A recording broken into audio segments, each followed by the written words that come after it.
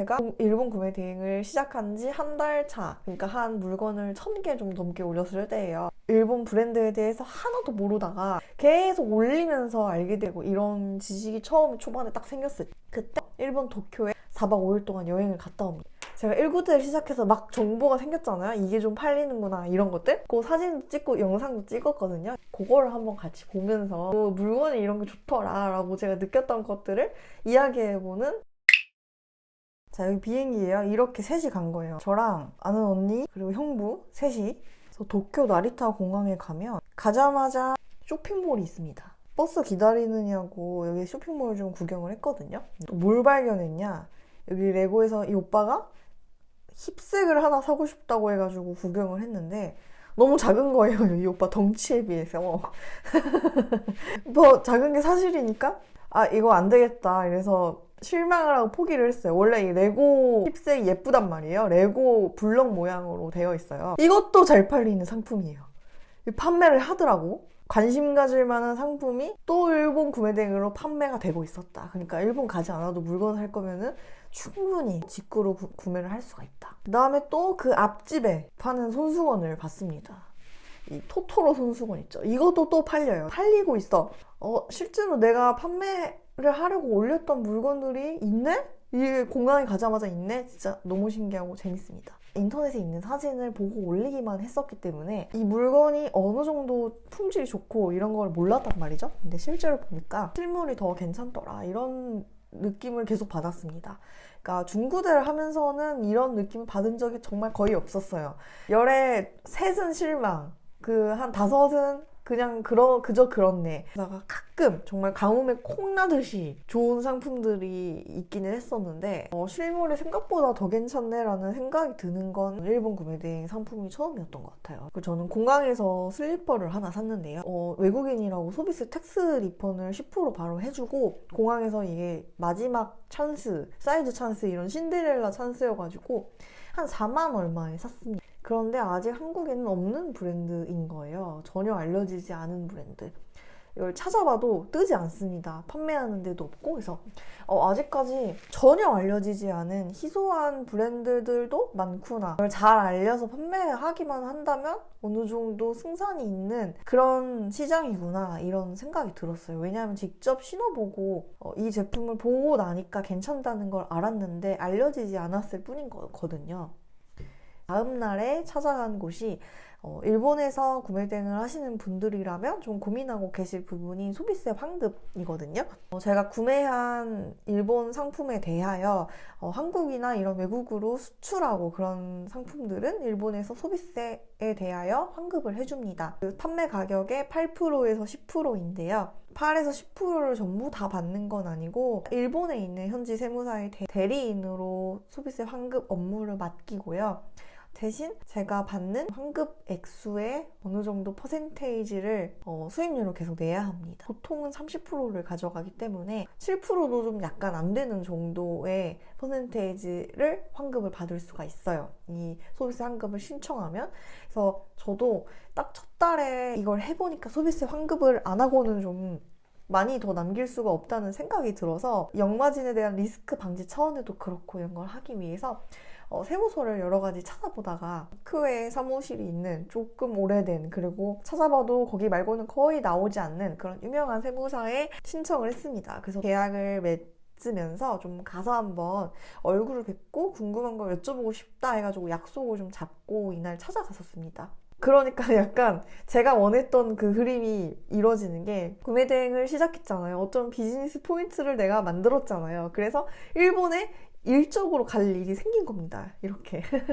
그 부분이 되게 재미있다고 생각을 했고, 왜냐면 몇 달 전에는 생각지도 못했던 일이니까 가서 실제로 물어보고 전화통화만 했던 분이 실제로 업무를 하고 계시는구나 해서 좀 많이 신뢰가 갔어요. 왜냐면 환급이라는 것 자체가 돈을 계속 오가면서 비즈니스적으로 계속 이렇게 연결이 되어야 하는 건데 한 번도 보지 못하고 이걸 하는 게 너무 불안했거든요. 이 회사가 유령회사일 수도 있는 거고, 여기가 사무실이거든요. 사무실에서 보이는 도쿄 아주 좋은 위치에 있더라고요. 그 사무실도 굉장히 넓고. 나왔습니다. 여기 건물이거든요. 이게 만나서 메일로 할 수 없었던 궁금한 점이나 이런 것들 많이 들었어요. 예를 들어서 제가 자료를 정리하는 방식을 직접 보여드리면서 여기서 어떤 거를 조금 더 생략하고 잘 할 수 있는지를 또 정할 수도 있었고요. 궁금한 점이 진짜 많이 풀렸어요.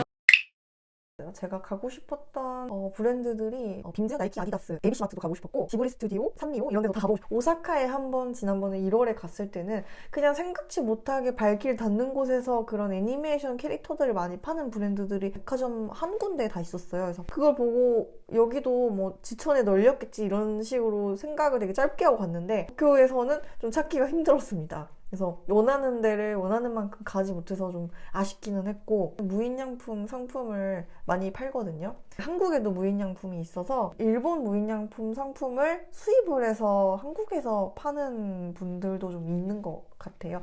정말 베스트셀러. 한국에도 워낙에 많이 팔고 유명하다 보니까 사는 구매자분들이 한국에서 오는 줄 알고 그냥 사요. 그래서 전기가 들어가는 제품 같은 경우에는 110V라고 꼭 설명을 해주고 나서 보내야 하거든요. 안 그러면은 진짜 이건지 몰랐는데 한국 건 줄 알고 샀는데 하고 반품을 사는 사람들이 많아서 어쨌든 무인양품에 가서 구경을 했는데 여기서 거의 10만 원 썼습니다. 무인양품 제품이 좋아요. 판매될 만한 거는 진짜 싹 다 올려도 반품 안 나겠다 이런 생각이 확실하게 들었던 그런 브랜드였습니다. 제가 여름에 좀 잘 팔았던 게 이 상품이거든요.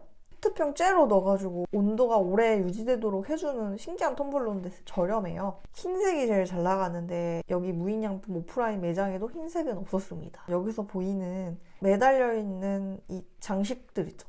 이런 것들도 한두 번 정도는 팔아본 상품들이어서 이걸 실제 크기로 보니까 어느 정도인지 이런 게 좀 가닥이 잡히는 게 재미있었습니다. 그리고 개인적으로 진짜 좋은 상품이라고 생각드는 상품이 이거 무인양품의 베갯잎입니다.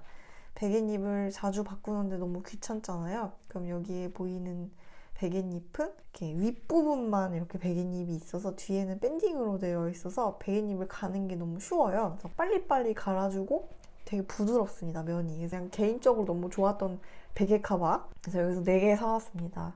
무인양품에서 샀던 주방용품 이게 다 너무 좋아서 저희 집 주방에서 잘 쓰고 있어요. 막 숟가락 하나 샀는데 그 끝에 고무가 달려있어서 뭘 이렇게 찝어도 미끄러지지가 않아요. 왜 이렇게 잘 만든 거야? 그리고 뜨거운 후라이팬에서 이렇게 뭘 짚고 뭘 난리를 쳐도 이 실리콘이 원래 닳잖아요. 근데 이건 닳지 않습니다. 이런 부분에도 좀 사서운 거지만 한 번 샀을 때 오래 쓸 수 있을 만한 퀄리티가 항상 보장되는 그런 제품이 브랜드 제품이고 일본계 그 중에서도 괜찮은 편이구나 라고 쓰면서 느꼈어요. 판매하는 물건에 자신감이 있는 게 중요하긴 하기 때문에 성격적으로는 좀 잘 맞는 것 같아요.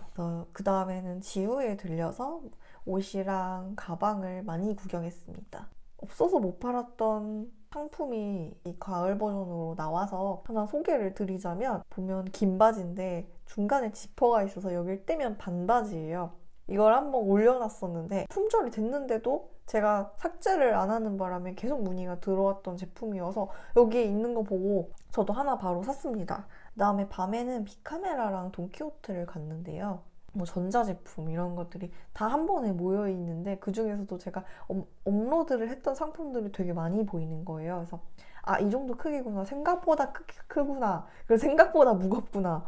이런 걸 좀 느꼈던 것 뿐이지 여기서 뭘 소싱을 해봐야겠다라는 생각까지는 들지는 않았습니다. 그 다음에 신주쿠에 있는 스타벅스에 가서 구경을 했는데요. 여기에서도 그 신주쿠점 그 도쿄에 제가 갔던 그 지점 점포에만 파는 상품 이런 것들도 있었고 그리고 일본 그 로컬 굿즈들이 분명히 있었어요. 이거 진짜 많이 팔고 그리고 많이 사는 게 확실했습니다. 그러니까 스타벅스만 파도 먹고 살 만한 게 있기는 있는 거죠. 여기 보면 이런 식으로 썸네일을 직접 찍은 사진들을 많이 사용하거든요. 좀 현지 법인에서 하시는 분들이 많은 것 같더라고요. 그래서 스타벅스 재팬 들어가죠? 그러면 인터넷에서 구매할 수 있습니다. 가입만 해놨는데 저번에 보니까 10월에는 할로윈 한정 상품들 이런 거 나와서 AI 수집 같은 거 해서 올려서 이렇게 해서라도 판매할 수 있는 거 아닌가? 어떤 아이디어 같은 게 가서 보니까 떠오르기는 했습니다. 그 다음에 여기는 핸즈라는 곳인데요. 디자인 스토어이거든요. 근데 여기 예쁜 게 많아요. 여기서 판매하는 것들도 인기가 많습니다. 되게 항상 보고 싶어 했던 게 이 우산이거든요. 예전에 1월 달에 오사카에 가서 한번 백화점에서 우산 한번 펴봤는데 너무 예쁜 거예요. 그래서 너무 사고 싶다 했는데 우산이 왜 이렇게 비싸? 그래서 못 사고 왔는데 계속 한국에서도 생각이 나는 거예요. 그 우산이 너무 예뻤던 게. 그래서 다시 돌아간다면 우산을 사고 말리라. 양산.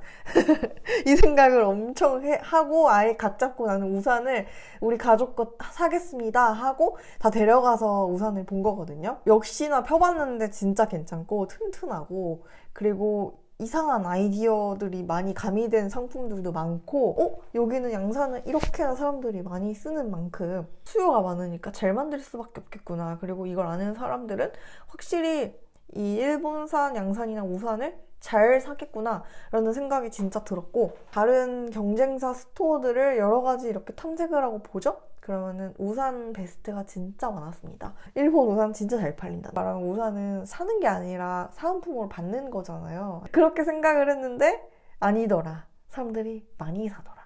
그리고 한번 이 좋은 걸 맛보면 나도 사게 되더라. 셋째 날에는 해리포터 스튜디오에 갔는데요. 거기에서도 잘 만든 굿즈들을 실컷 구경할 수 있었습니다. 보면은 이런 엽서, 해리포터 엽서, 개구리 초콜릿, 온갖 맛이 나는 이상한 맛이 나는 젤리 다 있었어요. 그리고 쇼핑백까지, 그리고 지팡이. 그날 저녁에 자기 전에 해리포터에 대해서 이야기를 한 유튜브들을 꽤 많이 봤거든요. 그런데 유튜브에서 이상한 맛이 나는 젤리를 막 먹는 거예요. 그래서 막 우엑 막 이런 리액션 유튜브, 먹방 유튜버들이 그걸 많이 하더라고요.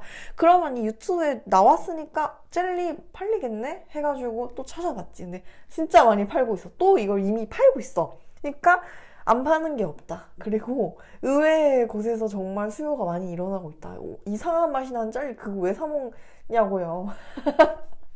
근데 진짜 잘 팔리고 있더라니까. 그래서 여기 오프라인에 가서 자꾸 보고 아이디어를 얻는 것도 한 번씩 필요하긴 하지만 온라인 판매는 이 시의성에 많이 기대는 사업이기 때문에 이런 인터넷에서 일어나고 있는 어떤 일들, 작은 일이든 큰 일이든 이것에 대한 서칭이 되게 중요하겠구나라는 생각이 들었어요. 되게 가볍게 이야기를 해봤는데요. 한 번쯤은 돌아다니면서 어떤 물건들이 있고 DP를 어떻게 해놨고 또 이 물건은 얼마만 하니까 아니라 부피가 좀 크니 해운으로 보내야 되겠고 이런 감들 다른 물건들은 어떻게 옆에 DP가 되어 있으니까 이런 비슷한 것들을 좋아하는 사람들은 어떤 수요층이고 비슷한 물건은 어떤 걸 가지고 와야 되는지 이거를 계속 생각하는 것도 중요한 것 같습니다. 한 번쯤은 가서 이렇게 보는 게 많이 도움이 됐어요, 저는. 제가 이런 귀여운 거를 좋아해요. 그래서 이런 거 위주로 올리고 있긴 한데 아직까지는 자파점이거든요. 그런데 제가 지난번에 저보다 훨씬 오래 10년 이상 구매된 쪽을 해오셨던 온라인 셀러분을 만나서 이야기를 했었는데요. 자파점으로 운영하다가도 하나 정도는 내가 스토어를 다시 파서 관심사나 잘 판매되는 물건 위주로 그러니까 결을 좀 가져가라는 거죠. 그런 식으로 한번 가보라고 조언을 주셔서 저도 그렇게 해보려고 하거든요. 스토어만 하는 게 아니라 채널도 파고 뭐 이것저것 마케팅도 해보고 그래서 조금 더 파일을 키워야 되겠죠. 더 크게 해보고 싶으니까. 아무튼 저는 좀 즐겁게 하고 있는 것 같아요. 저 이것저것 배워서 계속해서 느리더라도 저의 길을 찾아가 보겠습니다. 다음에 더 유익한 주제로 돌아오겠습니다. 감사합니다.